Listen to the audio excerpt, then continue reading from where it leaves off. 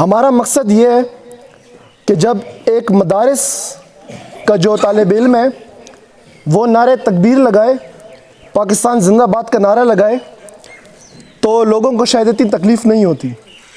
लेकिन जब मेरे स्कूल के बच्चे, स्पेशली जो प्राइवेट एजुकेशन सेक्टर्स हैं, जो जीन्स पैंट पहनने वाले बच्चे हैं, जो टाई लगाने वाले बच्चे हैं, वो जब नारे तकबीर और नारे रिसालत बुलंद करते हैं तो कुछ लोगों को बहुत तकलीफ़ पहुंचती है।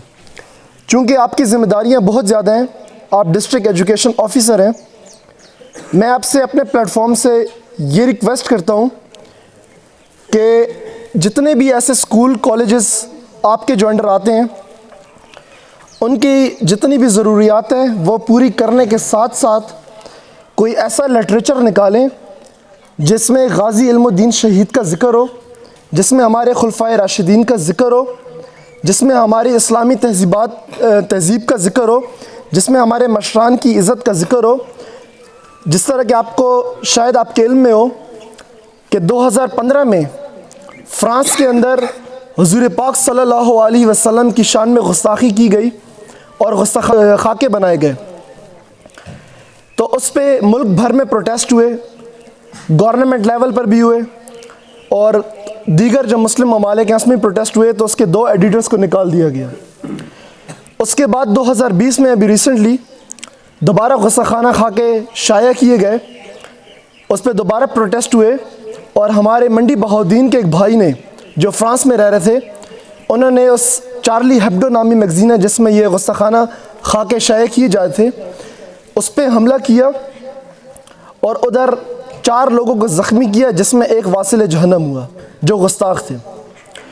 इस पे एक फ़्रांस के टीचर को गुस्सा आया, उसने अपनी क्लास में खड़े होकर हुज़ूर पाक सल्लल्लाहु अलैहि वसल्लम की शान में गुस्ताखी करते हुए वही खाके क्लास में दिखाए।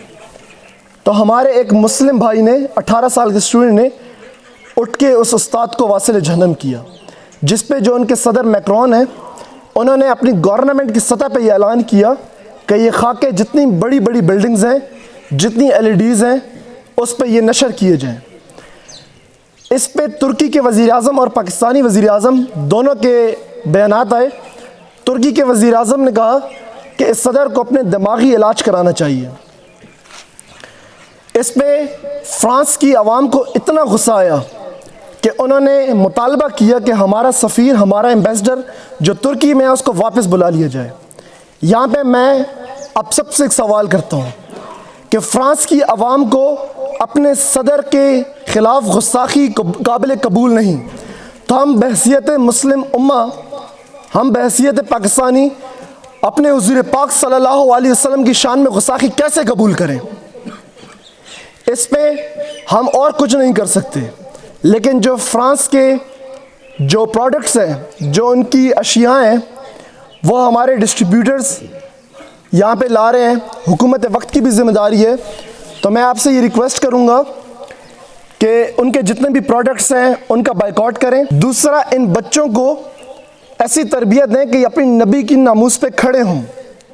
जब गाज़ी इल्मुद्दीन शहीद ने गुस्ताख को वासिल जहन्नम किया और उनको कमरे अदालत में पेश किया, पहले तो तहरीक जो चलाई वो इलामा इकबाल रहमतुल्लाह अलैह ने चलाई, जो केस लड़ा वो कायद आज़म मोहम्मद अली जिन्ना रहमतुल्लाह अलैह ने लड़ा। लोगों ने, इलाका मशरान ने चंदा जमा किया और कायद आज़म रहमतुल्लाह अलैह के पास आए और कहा कि गाज़ी इल्मुद्दीन का केस आप लड़ें, ये चंदा है, आप ये ले लें। कायद मिलत बाबाए कौम ने कहा ये गाज़ी और हुज़ूर पाक सल्लल्लाहु अलैहि वसल्लम के दरमियान इश्क का मसला है, मैं इसमें हायल नहीं होना चाहता, लिहाजा मैं ये चंदा नहीं लूँगा। कायद आज़म मोहम्मद अली जिन्ना ने गाज़ी इल्मुद्दीन शहीद को कहा कि तुम कमरे अदालत में एक बार कह दो कि जो मैंने ये काम किया उस टाइम मैं जज्बात में था और मैंने जज्बात में आकर ये काम किया और मेरा दिमाग काम नहीं कर रहा था। गाज़ी इल्मुद्दीन शहीद मुस्कुराए और कहा, ज़िंदगी में पहला काम किया है जो होश में रहकर किया है। इस पे जज ने कहा कि तुम तौहीन अदालत कर रहे हो। गाज़ी इल्मुद्दीन शहीद एक दफ़ा फिर मुस्कुराए और कहा, जनाबे वाला, अगर आपको तौहीन अदालत बर्दाश्त नहीं तो मैं तौहीन रिसालत कैसे बर्दाश्त करूं?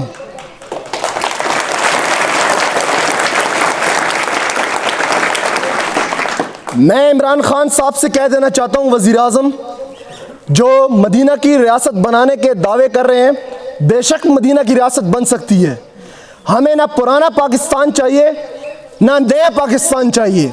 हमें इकबाल का पाकिस्तान चाहिए, हमें कायदे आज़म का पाकिस्तान चाहिए, जहाँ पे आशिक़ रसूल के लिए तहरीक इलामा इकबाल रहमतुल्लाह अलैह चलाते हैं और वो केस कायदे आज़म मोहम्मद अली जिन्ना लड़ते हैं।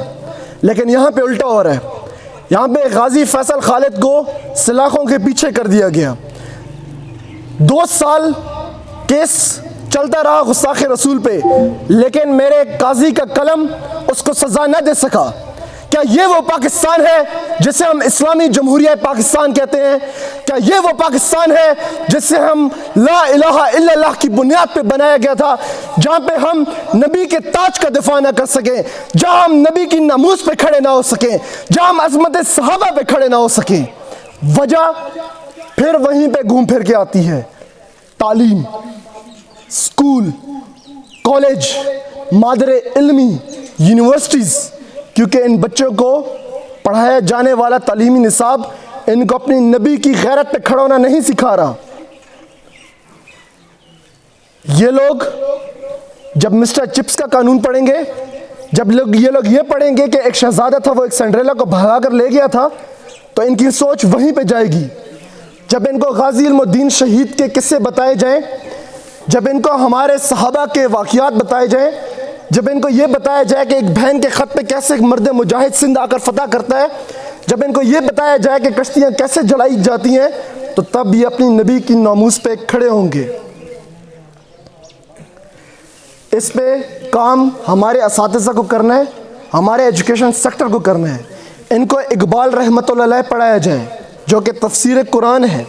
इकबाल रहमतुल्लाह अलैह कहते हैं, आपकी तवज्जो चाहूँगा कि तालीम के तेज़ाब में डाल इसकी खुदी को, तालीम के तेज़ाब में डाल इसकी खुदी को, हो जाए मुलायम तो जिधर चाहे इसे फेर। तासीर में अक्सीर से बढ़कर है ये तेज़ाब, हो सोने का हिमालय तो मिट्टी का एक ढेर।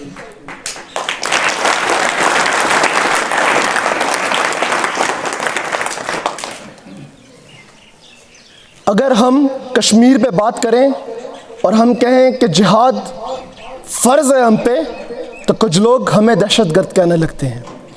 तुम परिंदे मार दो, चाहे सनोबर मार दो, तुम्हारी मर्ज़ी, जिसे चाहे दहशतगर्द कहकर मार दो। हमारे नबी हज़रत मोहम्मद सल्लल्लाहु अलैहि वसल्लम जब ज़ाहिरी तौर पे इस दुनिया से पर्दा फरमा रहे थे, जिस तरह मेरे अभी एक उस्ताद ने बात भी की, उनके घर में दिया जलाने को तेल नहीं था, लेकिन दीवार पे 9 तलवारें लटकी हुई थीं।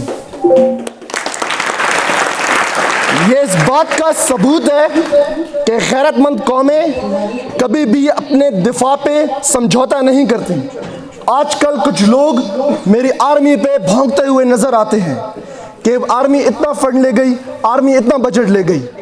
तो ये दर्स, ये सुन्नत हमें हुजूर पाक सल्लल्लाहु अलैहि वसल्लम से मिलती है। हम कश्मीर के मसलों की बात करते हैं। आज यहाँ पे बैठे हुए मेरे मशरान, यहाँ पे बैठे हुए मेरे असातिज़ा और दरमियान में बैठे हुए मेरे मुल्क का मुस्तकबिल, मैं आप लोगों को एक बात बता देना चाहता हूँ।